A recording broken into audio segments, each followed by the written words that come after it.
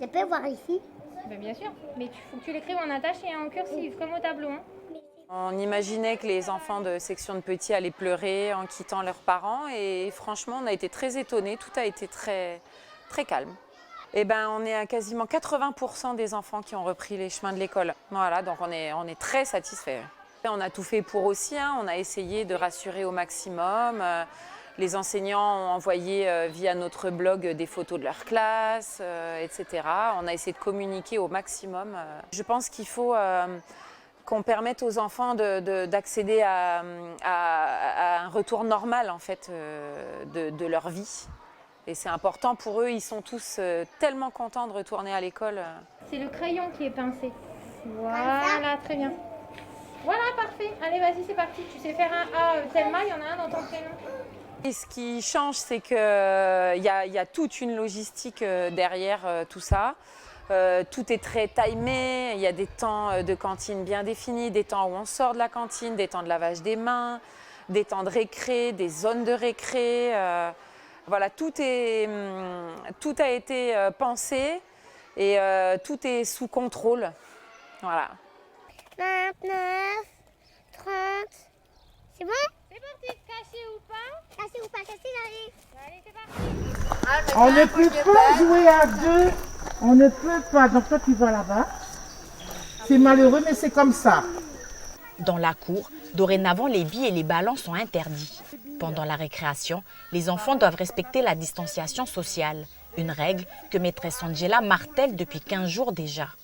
On doit respecter la distanciation qui est de combien, monsieur Ézéchiel? Combien? 1 mètre.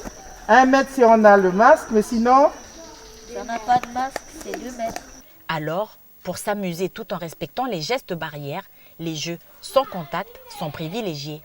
C'est comment les récréations avec les copains et les copines? C'est net. Et puis on s'amuse bien. C'est compliqué? C'est compliqué. C'est compliqué parce que les interactions sociales, elles se font aussi tactiles, donc ils ont besoin de se toucher. Depuis la reprise des cours, le centre scolaire catholique de Thiers peine à atteindre les effectifs. Sur un total de 145 élèves attendus, seulement 82 ont répondu présents aujourd'hui.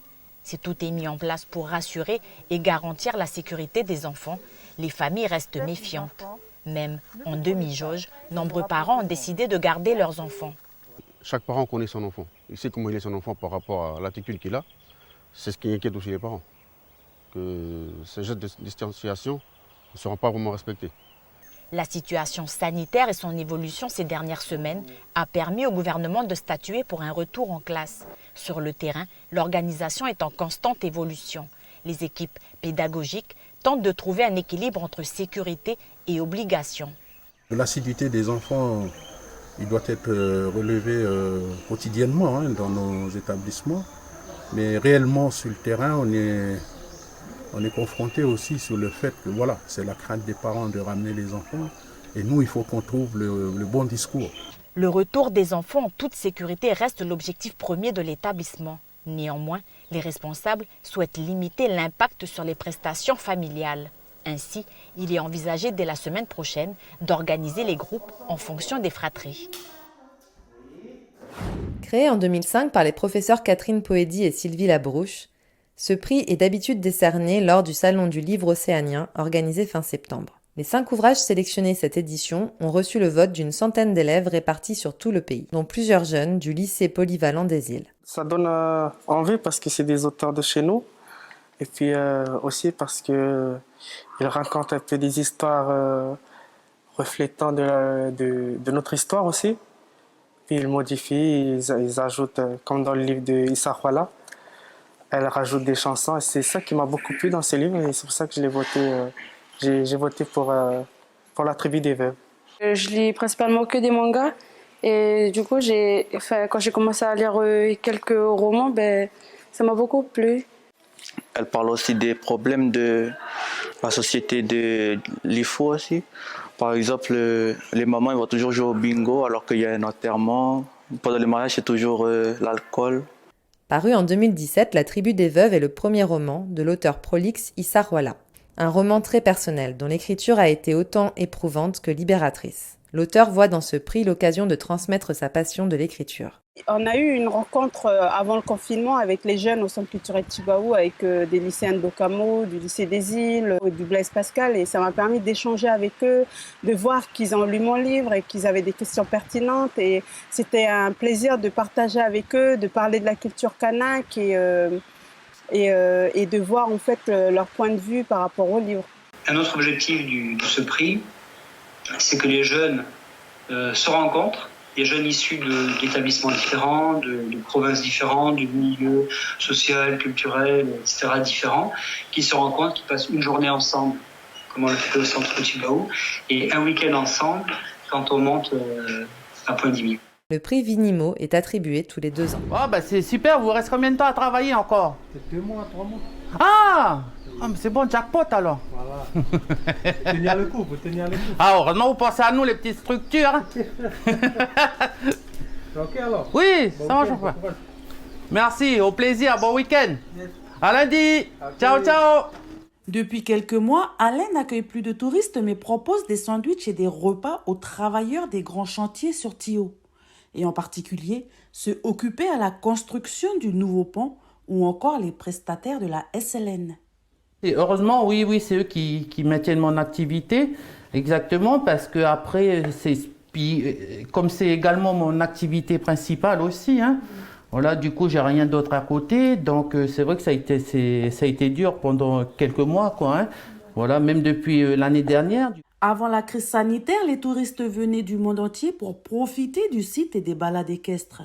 La Covid-19 a fortement impacté les activités d'Alain, qui envisage dorénavant de partir sur un projet secondaire. Comme deuxième activité, du coup, je me suis renseigné, comme on a du terrain. Donc, j'aimerais bien faire éventuellement du miel, voilà, mettre en valeur voilà, les produits du pays, du terroir, quoi. L'Office du tourisme de Tio n'a pas encore réfléchi sur d'éventuelles perspectives de développement. En attendant, il accompagne les structures sur le plan administratif afin qu'elles puissent bénéficier des aides mises en place. Selon l'Office, sur les 15 structures touristiques que compte la commune, seulement 2 ont rouvert leurs portes. Sans touristes, elles tentent tant bien que mal de s'en sortir en s'appuyant sur les travailleurs de passage.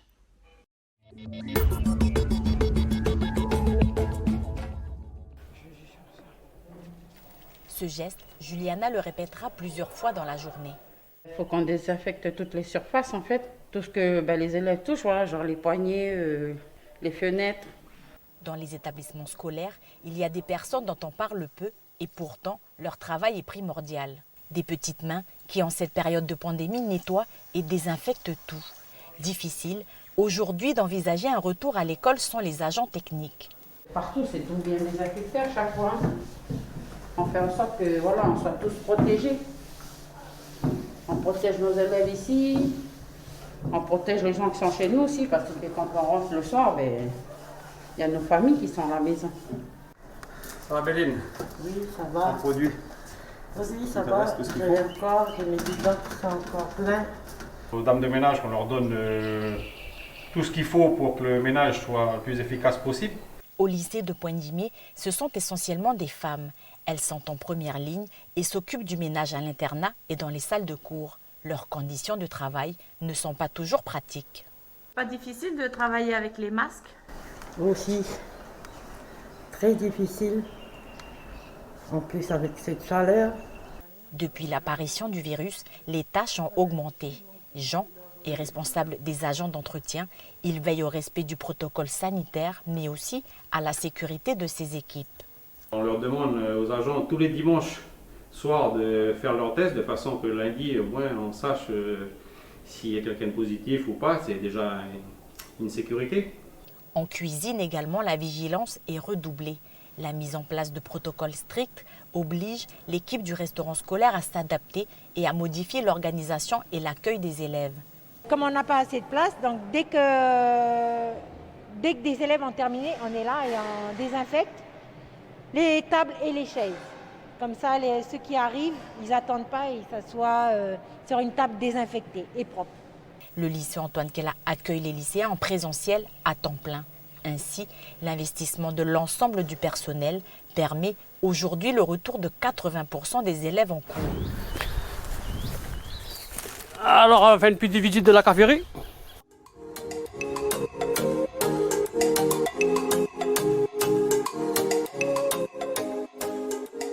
Cette ligne-là, c'est tous des cafés qui viennent de Netea Ouaté.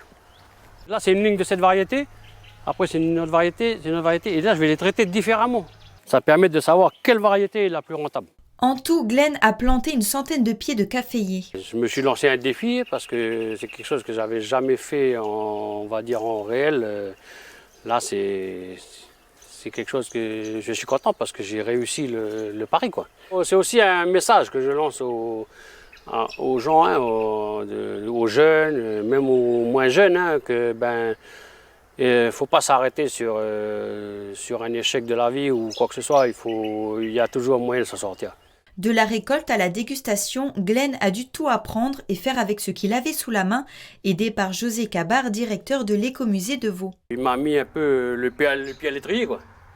Donc voilà, c'est devenu une passion, quoi.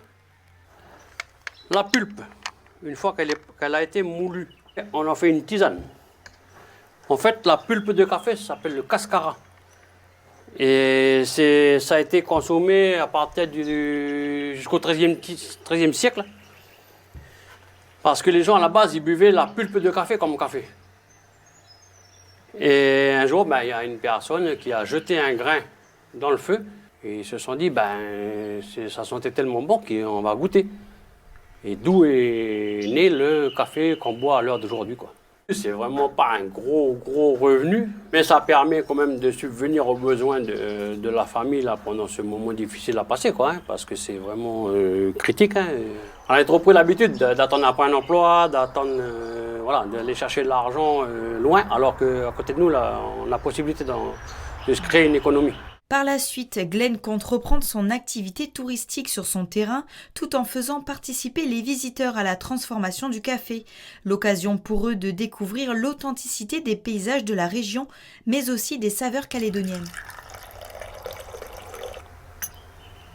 On va goûter.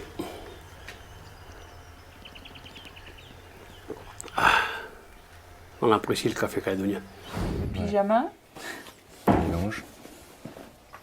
Il faudrait aussi, je crois, la cape de bain.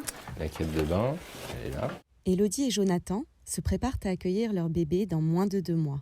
Jonathan sera papa pour la première fois, un rôle qu'il compte jouer pleinement. Être père, c'est être une personne qui va accompagner son enfant dans la vie.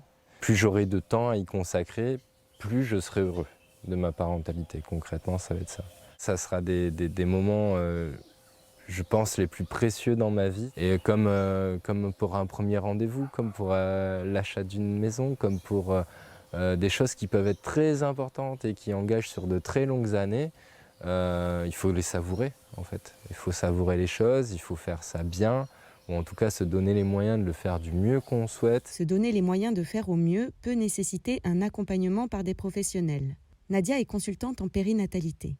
Elle donne des ateliers aux futures mamans, et depuis peu, accompagnée par Hélène David, pédiatre, elle en propose également aux papas suite à de nombreuses demandes.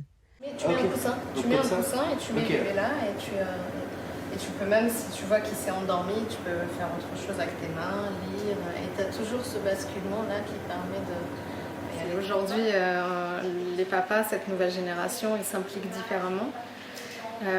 Et c'est ça, cette importance de l'atelier, c'est qu'ils s'impliquent, ok, mais on ne peut pas les parachuter, mais comment on peut les accompagner à prendre ce rôle entièrement. On a un sacré boulot, nous, en tant que professionnels de santé, ou tous les gens qui gravitent autour du milieu de la naissance, pour dire aux papas, les mamans, elles ont besoin de vous, et le rôle que vous allez jouer pendant les mois de grossesse, pendant l'accouchement, après la naissance, il est capital.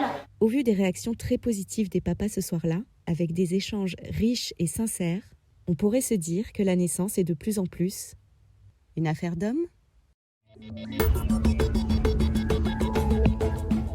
En raison de la crise sanitaire et des contraintes qu'elle engendre, seuls 4 pays du Pacifique ont fait le déplacement à la COP26, contre 14 habituellement.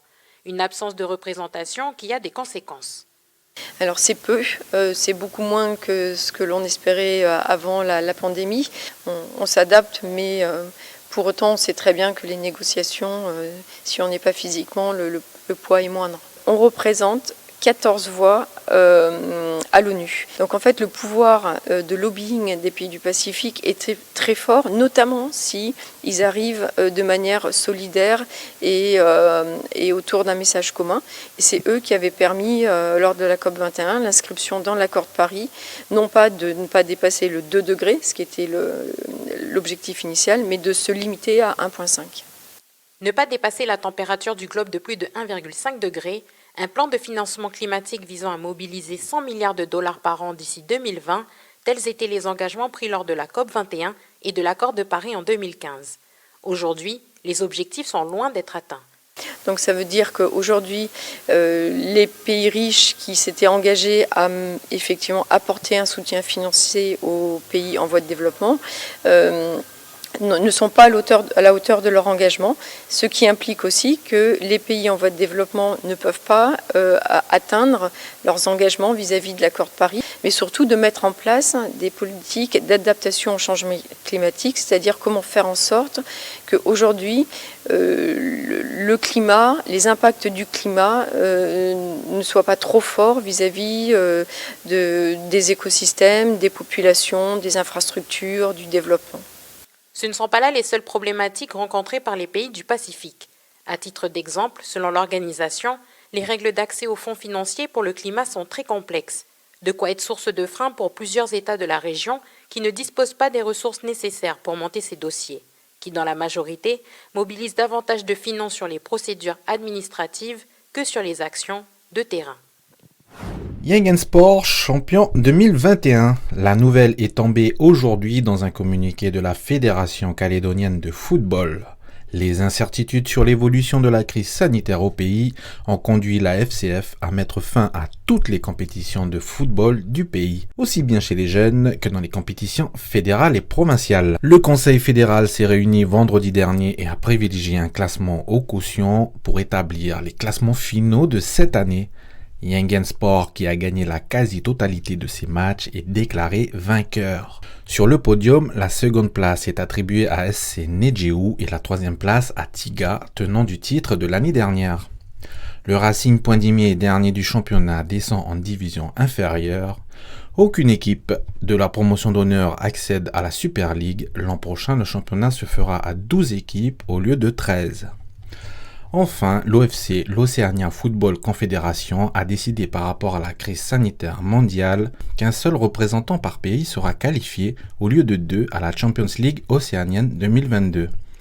Yangensport et SC Nejewu s'affronteront donc sur un barrage aller et retour et un seul sera qualifié pour représenter la Nouvelle-Calédonie dans cette compétition océanienne à savourer l'an prochain.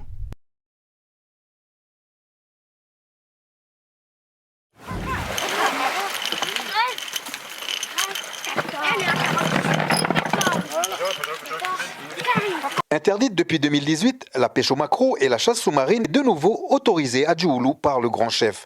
Depuis 5 heures ce matin, Ouya et quelques jeunes font le plein de poissons pour les festivités de ce week-end. Depuis lundi, pour préparer le 11 novembre, le grand chef a autorisé le lâcher de filet, la chasse sous-marine de jour. On dit poissons ce matin.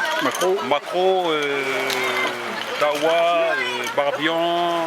L'objectif de l'ouverture de lâcher de filet depuis lundi, c'est d'amasser un peu de poissons pour quelques familles pour vendre à partir de demain. Le Kaikelou, c'est en santal. Juste à côté du débarcadère, la vieille Mané et sa famille terminent les décorations de leur stand. Pour la fête, il y a déjà les feuilles de pandanus, les produits locaux et casse-croûte que je vais faire à partir de demain, vendredi et samedi. Pendant que les pêcheurs partagent la dernière prise de la journée, le vieux Bani Kane cueille déjà quelques cocots verts pour demain. Il y a d'autres pour boire, avec ça, comme il y a trop de soleil pour un peu de coco frais. Et aussi, c'est pour préparer pour demain pour vendre. Et le grand chef Pierre Zéoula avait organisé ça, parce que comme nous le savons tous, au mois de novembre, on a tout mis en terre, les plantes. Et il n'y a presque plus rien à manger.